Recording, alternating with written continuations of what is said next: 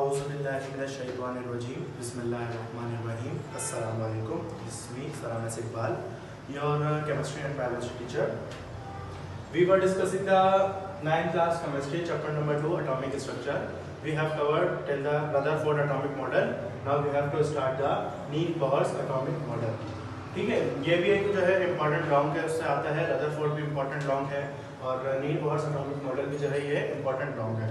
ठीक है, तो जो है स्टार्ट करते हैं अपना आज का topic Niels Bohr atomic model. Niels Bohr atomic model का इंट्रोडक्शन लिखा हुआ इन 1913 में Niels Bohr propose another atomic model. Niels Bohr ने जो है एक अनदर एटॉमिक मॉडल प्रपोज करा। This atomic model was different in this manner that it shows twofold. First, remove the Rutherford atomic model, and second, extend the line spectrum of hydrogen atom. तो इसका जो मकसद था एक नया atomic model पेश करने का, उसका ये मकसद था कि उसने तो सबसे पहले जो है रदरफोर्ड की जो भी मिस्टेक्स थी उसको सही करा और जो भी उसके ड्रॉबैक्स है, जो भी इसकी गलतियां थी उसको जो है उसने करेक्ट करा, और दूसरा जो है लाइन स्पेक्ट्रम के बारे में इसने डिटेल से बात करी। ठीक है, hydrogen atom based on quantum theory of Max Planck. ठीक है, पोस्टुलेट्स हैं नील-बोहर एटॉमिक मॉडल के। तो पोस्टुलेट्स ऑफ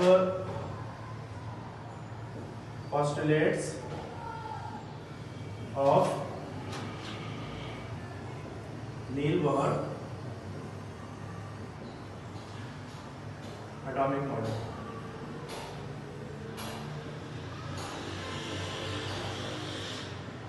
तो एक एक करके जो है इसके सारे पोस्टुलेट्स को देखेंगे। ठीक है, बहुत ज़्यादा इंपॉर्टेंट पोस्टुलेट्स हैं, समझ में आना चाहिए आपको, एक एक चीज़ जो है क्लियर होनी चाहिए। जो चीज़ समझ में नहीं आ रही वो कमेंट में जो है आप लाजमी उससे पूछिएगा। ठीक है, तो क्या लिखा हुआ सबसे पहला पॉइंट है the atom has fixed orbit in which negatively charge electron is revolving around the positively charge nucleus. तो सबसे पहला पॉइंट क्या है, इसने बोला भाई कि ये एटम है, तो एटम के अंदर ये न्यूक्लियस आ गया और एटम के जो एटम में जो है एक क्या होता है ऑर्बिट्स होते हैं जिसमें नेगेटिवली चार्ज पार्टिकल इलेक्ट्रॉन वो क्या करता है, रिवॉल्व करता है। किसके गिर्द रिवॉल्व करता है, पॉजिटिवली चार्ज पार्टिकल के गिर्द क्या करता है, रिवॉल्व करता है। ठीक है, पहला पॉइंट था इसका ये। दूसरा पॉइंट है this orbit possess certain amount of energy which are called shells and named as KLMN shells।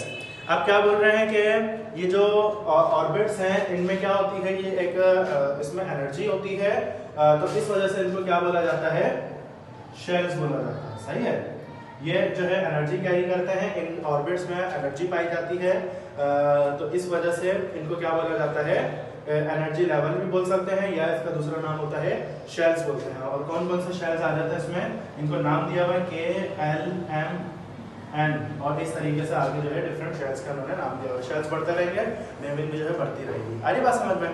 तो ये जो ऑर्बिट्स हैं जहाँ पे इलेक्ट्रॉन रिवॉल्व करता है, इनमें जो है ये एनर्जी जो है एनर्जी होती है इनमें, तो इस वजह से इनको क्या बोला जाता है, शेल्स बोला जाता है। सही है, और ये शेल्स जो है इनको नाम दिया हुआ है KLMN, और जो है आगे बढ़ते रहेंगे तो उनको नाम दिए रहेंगे। फिर है the energy level represent by an integer known as quantum number. This quantum range start from nucleus side where n is equal to is the lowest energy level. अब क्या बोल रहे हैं, जो एनर्जी लेवल है इनको जो है हमने क्वांटम नंबर से रिप्रेजेंट करा हुआ है। पहला होगा तो n इज इक्वल टू 1 हो जाएगा। ठीक है, n इज इक्वल टू क्या हो जाएगा, 1 हो जाएगा। फिर दूसरा शेल होगा, दूसरा शेल हो गया तो n इज इक्वल टू 2। फिर तीसरा शेल आ गया तो n इज इक्वल टू 3। इस तरीके से शेल बढ़ते रहेंगे, क्वांटम नंबर भी बढ़ते रहेंगे, n इज इक्वल टू फिर क्या हो जाएगा, 4 हो जाएगा। ठीक है, ये जो सबसे पहला है वो क्या हो गया, लोवेस्ट एनर्जी लेवल हो गया। कौन सा हो गया, लोवेस्ट एनर्जी लेवल हो गया। आ रही बात समझ में। ठीक है भाई, तो पहला जो है वो लोवेस्ट एनर्जी लेवल इसमें आ गया, और जो मतलब जैसे आखिरी होगा तो हम क्या बोलेंगे, हाईएस्ट एनर्जी लेवल। जैसे इस एटम का आखिरी जो है ये था, तो ये क्या हो गया इसके लिए, हाईएस्ट एनर्जी लेवल। आ रही बात समझ में। इस तरीके से जो है नेमिंग करनी पड़ती है।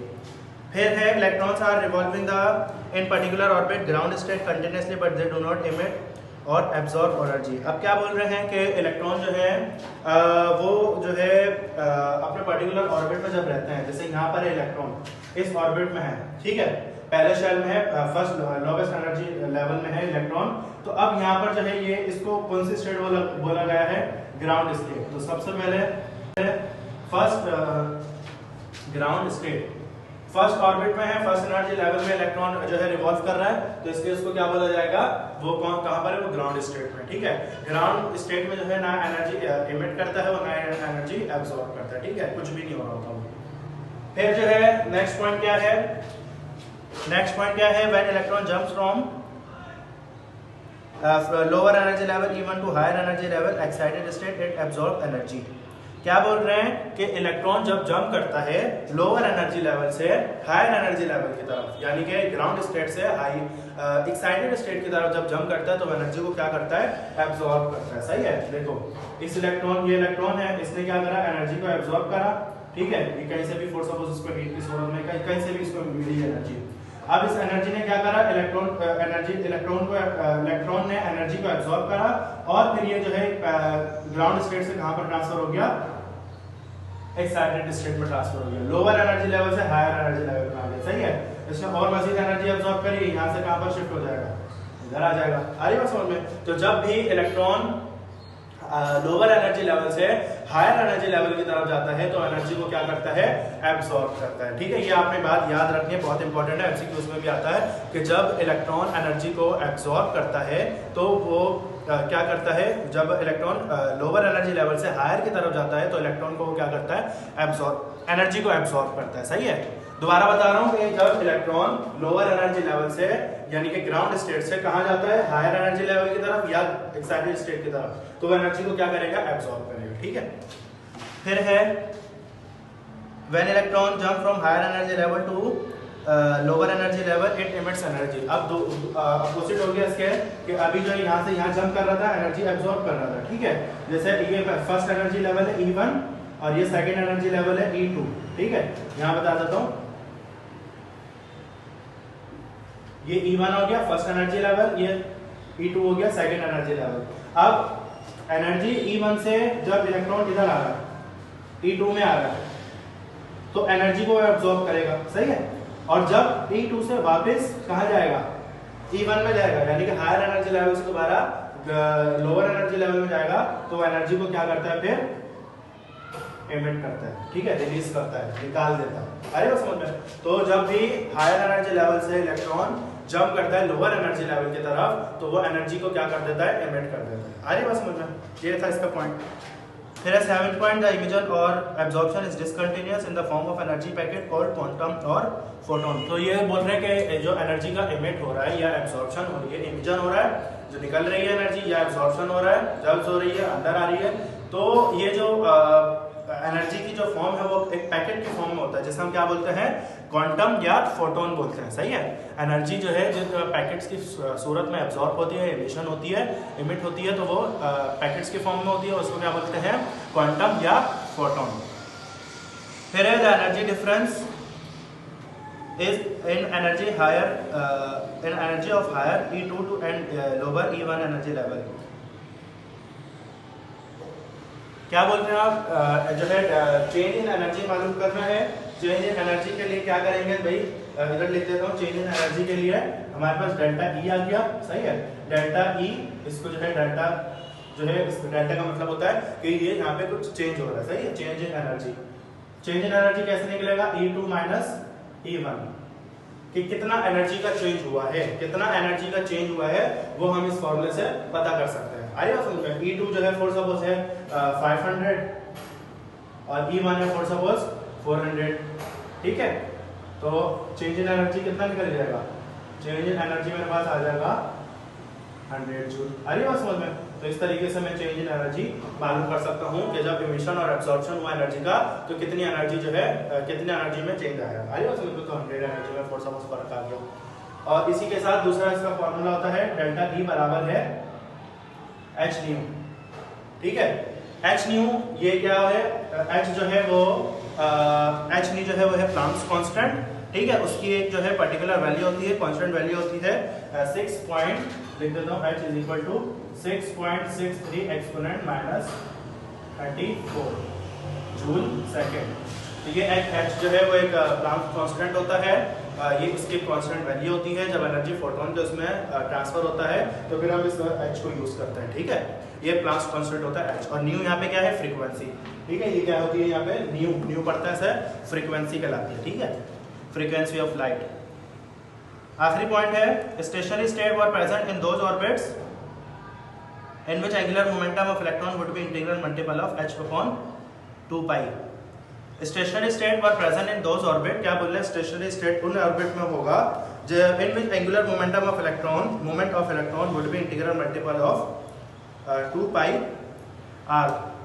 यानी कि हम जो है इलेक्ट्रॉन की पोजीशन मालूम कर सकते हैं अगर एंगुलर मोमेंटम किसके बराबर हो जाए, h अपॉन 2 पाई के बराबर हो जाए। ठीक है, एंगुलर मोमेंटम जब इलेक्ट्रॉन का एंगुलर मोमेंटम जब इलेक्ट्रॉन का बराबर हो जाएगा h अपॉन 2 पाई के, तो h अपॉन 2 पाई के जब एंगुलर मोमेंटम बराबर हो जाएगा तो हम इलेक्ट्रॉन की पोजीशन को क्या कर सकते हैं, मालूम कर सकते हैं। ठीक है भाई, मुझे पता चल जाएगा। फिर क्या है, mvr जो है एंगुलर मोमेंटम आ गया, nh अपॉन 2 पाई। अच्छा, यहाँ पे इंटीग्रल मल्टीपल है ना, तो nh आ जाएगा, सही है। और एंगुलर मोमेंटम क्या होता है, mvr होता है, सही है। मास, वेलोसिटी और रेडियस किसके बराबर, nh अपॉन 2 पाई के। n क्या है, इंटीग्रल मल्टीपल, यानी कि पहला शेल, दूसरा शेल, तीसरा शेल। h क्या है, कांस्टेंट 2 पाई, पाई तो आपको पता ही होता है कांस्टेंट एक वैल्यू होती है, सही है। सही है भाई, ये थे जो है हमने पोस्टुलेट्स जो है डिस्कस करे नील बोहर एटॉमिक मॉडल के। एक दफा दोबारा मैं रिपीट कर देता हूँ कि हमने जो है नील बोहर के पोस्टुलेट्स में हमने क्या क्या डिस्कस करा। तो पहला पॉइंट था कि पहला पॉइंट हमने बोला भाई कि एटम जो है फिक्स ऑर्बिट में जो है एक एटम जो है उसके जो है फिक्स ऑर्बिट होते हैं और उन फिक्स ऑर्बिट में इलेक्ट्रॉन क्या करता है, रिवॉल्व करता है। और इलेक्ट्रॉन को जो है कौन सा चार्ज होता है, नेगेटिवली चार्ज होता है। और नेगेटिवली चार्ज जो है वो किसके अराउंड सराउंड करता है, रिवॉल्व किसके गिर्द करता है, पॉजिटिवली चार्ज यानी कि प्रोटॉन के या न्यूक्लियस के गिर्द वो क्या करता है, रिवॉल्व करता है। ठीक है, फिर हमने दूसरा पॉइंट क्या देखा था कि ये जो ऑर्बिट्स हैं ये इनके पास एक सर्टेन अमाउंट ऑफ एनर्जी होती है, इस वजह से हम इनको क्या बोलते हैं, शेल्स बोलते हैं। ठीक है, और शेल्स कौन कौन से होते हैं, KLMN।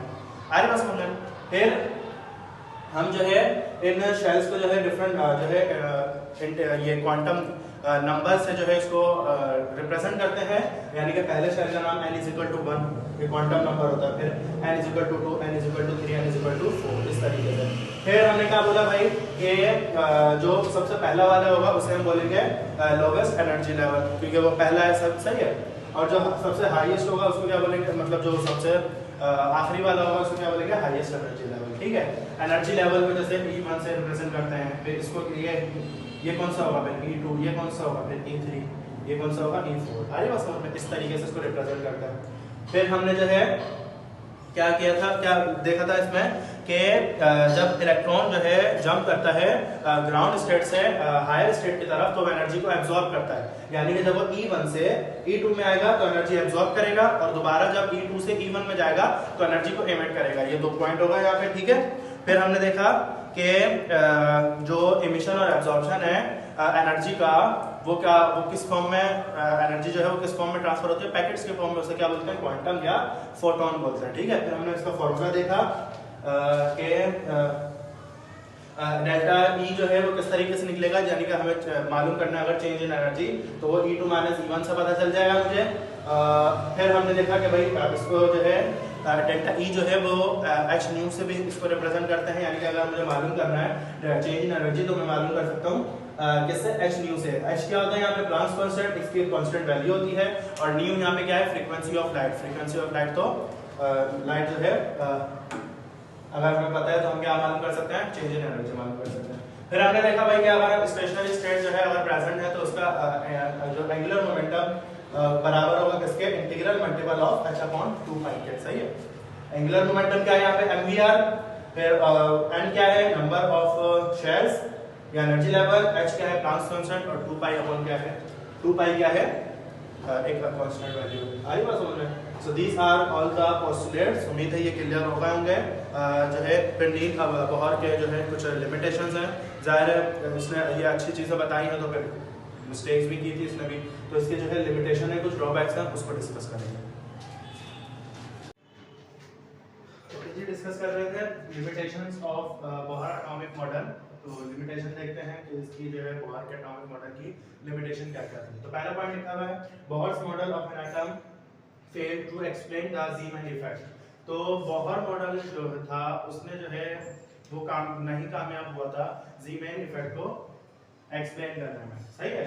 और ज़ीमैन इफेक्ट क्या होता है कि जब कोई भी जैसे हाइड्रोजन है, तो हाइड्रोजन के स्पेक्ट्रम को जब हमने मैग्नेटिक फील्ड के करीब रखा ना, तो उसमें से जो लाइन स्पेक्ट्रम बन रहा था, तो उस लाइन स्पेक्ट्रम को उसने जो है क्या कर दिया था, स्प्लिट आउट हो गया था वो लाइन स्पेक्ट्रम। अरे बात बोल रहे हैं, जैसे कि मेरे पास ये हमने यहाँ पर हाइड्रोजन रखा और इसको जो है हाइड्रोजन के स्पेक्ट्रम को हमने रखा किसके उसके मैग्नेटिक फील्ड के करीब रखा, तो जो लाइन स्पेक्ट्रम इसमें से बन रहा था, ये जो है वो क्या हो गया था, अलग अलग लाइंस में स्प्लिट आउट होने लग गया था। ठीक है, जब हमने मैग्नेटिक फील्ड के करीब हाइड्रोजन के स्पेक्ट्रम को रखा, तो वो जो लाइन स्पेक्ट्रम बन रहा था वो स्प्लिट आउट हो गया था। आज बात समझ में, तो बोहर ने इस चीज को एक्सप्लेन नहीं करा था, यानी कि effect of magnetic field on the spectrum of atom के किसी भी एटम के स्पेक्ट्रम पे मैग्नेटिक फील्ड का क्या इफेक्ट है, ये बताया था ज़ीमैन इफेक्ट में। और बोहर के हिसाब से वो जो है ज़ीमैन इफेक्ट को एक्सप्लेन करने में नाकाम रहा था।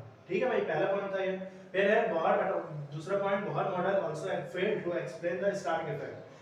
स्टार्क इफेक्ट को एक्सप्लेन करने में भी जो है नाकाम रहा था कौन, बोहर का मॉडल, सही है। बोहर एटॉमिक मॉडल ने जो है स्टार्क इफेक्ट को भी एक्सप्लेन नहीं किया था। स्टार्क इफेक्ट क्या होता है कि हम किसी भी एटम के स्पेक्ट्रम को जब इलेक्ट्रिकल फील्ड के पास रखते हैं, तो उसमें से भी जो है जो लाइन स्पेक्ट्रम बन रहा होता है वो भी क्या हो जाता है, डिफरेंट लाइंस में स्प्लिट आउट हो जाता है। आई बात समझ में, तो इस बस इतना सा फर्क है ज़ीमैन और स्टार्क इफेक्ट में कि उसको हम मैग्नेटिक फील्ड के करीब रखते हैं और इसमें हम इलेक्ट्रिकल फील्ड के करीब रखते हैं। तो स्टार्क बोहर मॉडल है वो जो है बोहर मॉडल नाकाम हो गया था स्टार्क इफेक्ट को एक्सप्लेन करने में। आई बात समझ में। फिर है एक derivative the Heisenberg uncertainty principle. ये जो है हाइसेनबर्ग अनसर्टेनिटी प्रिंसिपल को भी क्या करता है, डेरिवेट करता है। ठीक है, हाइसेनबर्ग अनसर्टेनिटी प्रिंसिपल जो है फर्स्ट ईयर के उसमें जो है फर्स्ट ईयर का टॉपिक है, उसमें उन्होंने डिटेल में बताया हुआ कि हाइसेनबर्ग अनसर्टेनिटी प्रिंसिपल ने बताया क्या था बेसिकली। ठीक है, वहां से भी आप जो है जाके देख सकते हैं, उसको पढ़ सकते हैं, बुक वगैरह अगर आपको रीड करनी है, हाइसेनबर्ग जानना है कि हाइसेनबर्ग ने क्या बताया था, क्योंकि अगर मैं अभी डिस्कस करने बैठूंगा तो बहुत जो है ये लंबा टॉपिक हो जाएगा और वीडियो भी हमारी बहुत ज्यादा लंबी बन जाएगी। ठीक है, तो बस इतना याद रखना है, हाइसेनबर्ग को जो है जो है डेरिवेट करता है। ठीक है, चौथा है it could not explain the spectra obtained from larger atom. ये जो है इसने जो है लार्जर एटम के स्पेक्ट्रा के बारे में भी ये एक्सप्लेन नहीं कर पाया था। जैसे कि लार्जर एटम के बारे में हम जैसे बोल सकते हैं कि सोडियम है, कैल्शियम है, मैग्नीशियम है, यानी कि जितने भी बड़े एटम्स के स्पेक्ट्रा बनते हैं उनको भी एक्सप्लेन ये नहीं कर पाया था। सही है, लास्ट है it only explain the mono electronic species. सिर्फ इसने जो है मोनो इलेक्ट्रॉनिक स्पीशीज को के बारे में उसने बताया था। जैसे कि मोनो इलेक्ट्रॉनिक यानी कि जिसके पास सिर्फ और सिर्फ एक इलेक्ट्रॉन होता है उनके ऑर्बिट में, जैसे He+ है, He के पास जो है नॉर्मली दो होते हैं, प्लस लगा हुआ, इसका मतलब एक निकल गया तो एक बचा इसके पास, तो इसके स्पेक्ट्रम के बारे में उसने बताया था। Li+2 है, उसके बाद Li के पास लिथियम के पास 3 होते हैं, 2 निकल गए, एक बचा। ठीक है, बेरिलियम 3, Be+3, इसके पास भी जो 3 निकले हुए 4 होते हैं वैसे, सही है। तो एक इतना बेसिकली मोनो इलेक्ट्रॉनिक स्पीशीज के बारे में, ऐसे एटम के बारे में, ऐसे जो है एटम के बारे में डिस्कस कर रहे हैं जिनके पास सिर्फ और सिर्फ एक इलेक्ट्रॉन होता है, उन्हीं के स्पेक्ट्रम के बारे में डिस्कवर करना। लार्जर एटम के बारे में उसने एक्सप्लेन नहीं करा। सही है। So that's all for today, these are the limitation of Bohr atomic model. उम्मीद है लेक्चर क्लियर हुआ होगा, समझ में आया होगा। वीडियो अच्छी लगी है तो लाइक कीजिएगा, कमेंट कीजिएगा, शेयर कीजिएगा और चैनल को लाजमी जो है सब्सक्राइब कीजिएगा। तो मिलते हैं इंशाल्लाह नेक्स्ट वीडियो में, तब तक के लिए अल्लाह हाफिज़।